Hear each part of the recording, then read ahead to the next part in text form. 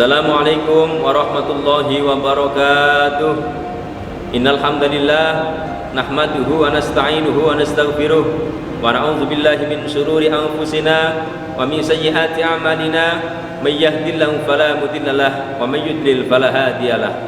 Wassalatu wassalamu ala sayyidina Muhammad ibn Abdillah wa ala alihi wa ashabihi wa mawalah wa la haula wa la quwwata illa billah, amma ba'dah. Hadirin yang dirahmati Allah, pertama-tama marilah kita panjatkan puja dan puji syukur kehadirat Allah Subhanahu wa taala yang telah melimpahkan karunia dan nikmatnya serta melimpahkan taufik dan hidayahnya pada kita semua, sehingga alhamdulillah di kesempatan yang baik ini di bulan suci Ramadan kita bisa bersama-sama melaksanakan ibadah puasa serta melaksanakan ibadah sunnah lainnya. Semoga ibadah kita diterima di sisi Allah yang menghasilkan suatu kemanfaatan, keberkahan fiddin wa dunya wal akhirah. Allahumma amin ya rabbal alamin. Salawat serta salam kita sanjungkan pada beliau junjungan kita Nabi Agung Muhammad sallallahu alaihi wasallam yang kita nantikan syafaatnya, pertolongan serta pembelaannya. Mudah-mudahan kita semua tergolong umat yang mendapatkan syafaat. Amin Allahumma amin ya rabbal alamin. Hadirin yang dirahmati Allah, izinkan saya menyampaikan sebuah pidato yang berjudul pentingnya pendidikan akhlak bagi generasi muda. Rasulullah Shallallahu Alaihi Wasallam 1400 tahun yang lalu pernah menyampaikan sebuah analisa sosial. Dalam sabdanya, sayati 'alan nasi zamanun mal Islam illa ismun wal Quran illa rasmun ya'muruna masajidahum wa huwa kharabun an dzikrillah. Akan datang suatu masa di mana Islam tinggal nama, Al-Qur'an tinggal tulisannya, dan masjid-masjid dibangun dengan megah, masjid dibangun dengan kokoh, akan tetapi sepi dari zikir pada Allah Subhanahu wa taala. Nauzubillahi min dzalik. Oleh karena itu, hadirin yang dirahmati Allah, agar analisa tersebut tidak terjadi pada kita, tidak terjadi pada generasi kita, maka kita sebagai seorang guru, maka kita sebagai orang tua memiliki tanggung jawab yang sangat besar untuk mengantarkan mereka menjadi generasi muda, untuk menjadi generasi penerus bangsa yang memiliki akhlakul karimah, yang memiliki karakter yang baik, yaitu salah satunya adalah melalui pendidikan keluarga.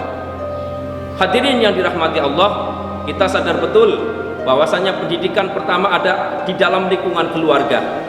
Seperti halnya yang disampaikan oleh Rasulullah Shallallahu Alaihi Wasallam, kullu mauludin yuladu alal fitrah, fa inna ma yuhawwidanihi, au yumajjisanihi, au yunassiranihi, fa abawahu.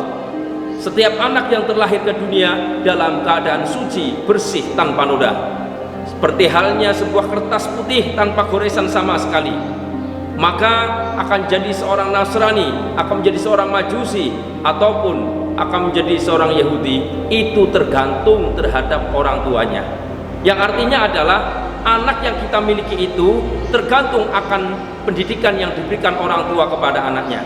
Apakah anak kita akan menjadi orang yang baik, ataukah anak kita akan menjadi orang yang tidak baik, itu semua tergantung terhadap orang tuanya. Oleh karena itu, pendidikan yang pertama ada di dalam keluarga.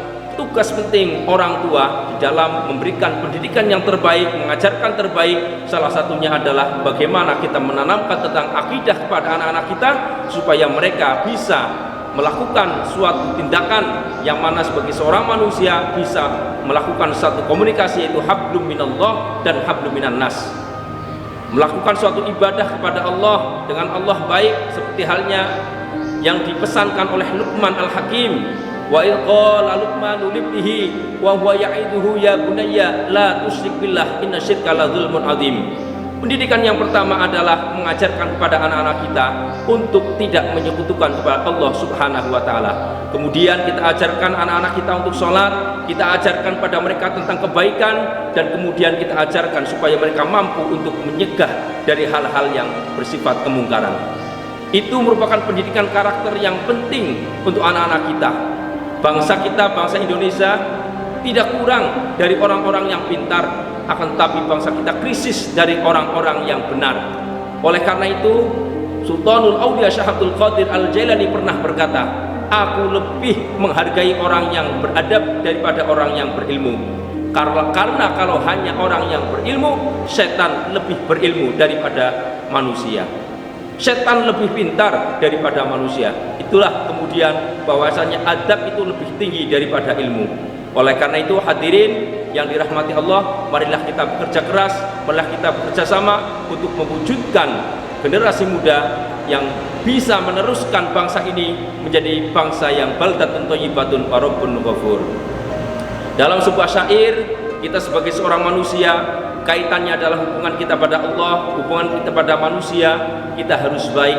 Seperti halnya yang berbunyi, sluku batok batok ela elo siromo menyang solo leh oleh payung muto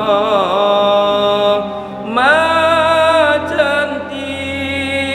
lolo lobang wong mati ora obah yen obah madeni bocah yen urip sregep ibadah. Terima kasih, itu saja yang dapat kami sampaikan, kurang lebihnya mohon maaf. Assalamualaikum warahmatullahi wabarakatuh.